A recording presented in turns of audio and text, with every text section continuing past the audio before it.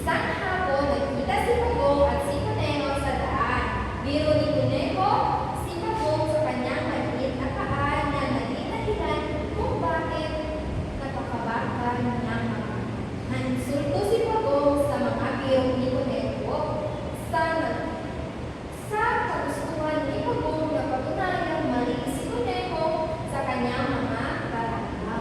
Hinamon niya si Conejo at nagsabi, kung gusto mong subukin ang aking kakayahan, bakit hindi natin daanin sa isang paligsahan? Maaari mabilis ka, subalit malakas naman ang aking resistensya. Ang hamon ni Pagong. Anong paligsahan ang nais mo? Ano naman ni Conejo? Kung gusto mo ay unahan na lang tayo makarating sa tuktok ng ikatlong bundok, sagot ni Pagong.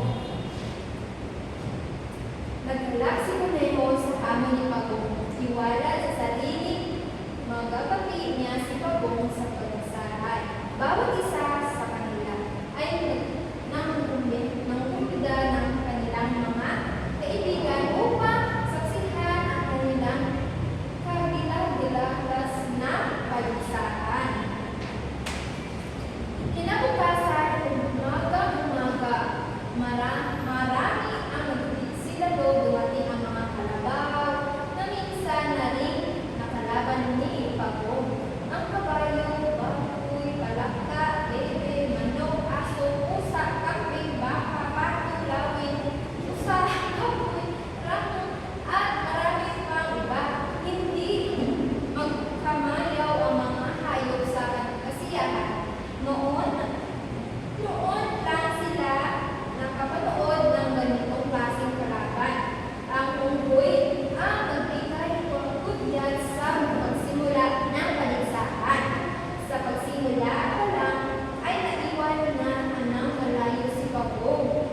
Halos hindi na makikita ni Conejo si Pagong dahil sa kalayuan ng kanilang pagitan, narating ni Conejo ang tuktok ng ikalawang bundok. Hindi niya na matanaw si Pagong. Sabi ni Conejo, mabuti pa ay manahinga muna ako. Malayo pa naman si Pagong. Napakalayo ng agwat naming dalawa. Sabi ni Conejo sa kanyang sarili. Naupo si Conejo sa ilalim ng isang puno.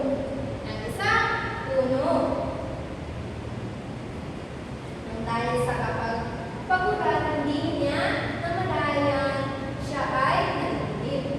Samantala, si Pagong ay nakarating sa tuktok ng ikalawang bundok na magtatanghali. Pinagutan pa niya si Conejo maghihilig. Himbing na himbing si Conejo, dala marahil ng kanyang kapaguran.